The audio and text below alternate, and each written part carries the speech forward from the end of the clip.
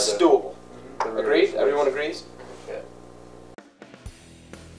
When I came here and I saw that there was no Baja, I was like, all right, we need to start a team. So we turned automotive research and development into an SAE club, Society of Automotive Engineers.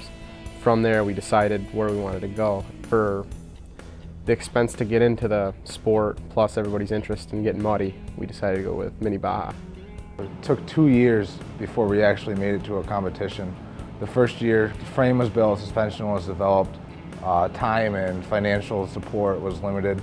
And then the next year, a full car was actually fully designed and built. Financially, we ran out, and most importantly, time. Ran out of time for that car. And then the following year was our first competition. Well, for the first two competitions, we used the same car. We had very good luck the first competition with the car. We were very pleased with it. And for the second competition, we were low on funds and time. So what we did is we took the car and fixed what we could with it. Tried to improve it in every way, or wherever we found faults, we tried to improve the car. We took that to competition and did even better. We're very happy with our results. We have about 50 pages of rules and guidelines that we have to follow when building a car. What we started out with are drawings similar to these.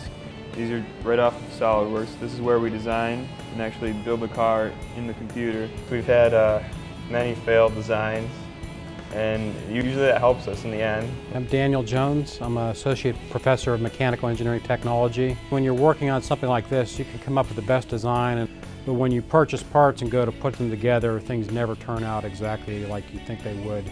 And that's where a lot of the real engineering comes in, is to solve the problem, to figure out how to make it work.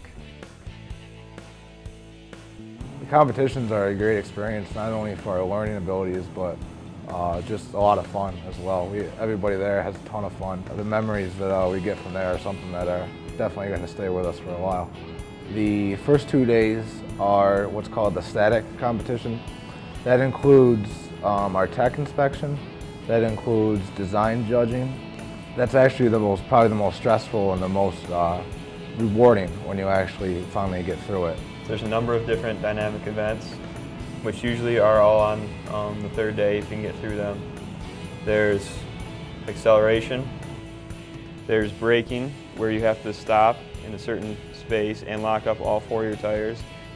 There's also maneuverability, which is designed as far as the suspension and steering of the car, how easy it is to maneuver around tight corners. There's a suspension and traction event. There's also either a hill climb or log pull. The hill climb is a steep hill, which you have to make it up, and they either judge you on how far you make it, or for the teams that make it the whole way, it's how fast you made it up. And the log pull is a distance for how far you can pull, or the time it took you to pull a full pull if you get a full pull. The fourth day, they have a 4-hour endurance race. First competition that we actually went to was very successful especially for being our first time. There was 140 schools that signed up to compete. Overall, we got 66th place out of those 140 schools. However, the following year, we really stepped up our game. 26th overall pretty much speaks for itself. We feel that we're right on the brink of being one of the elite teams.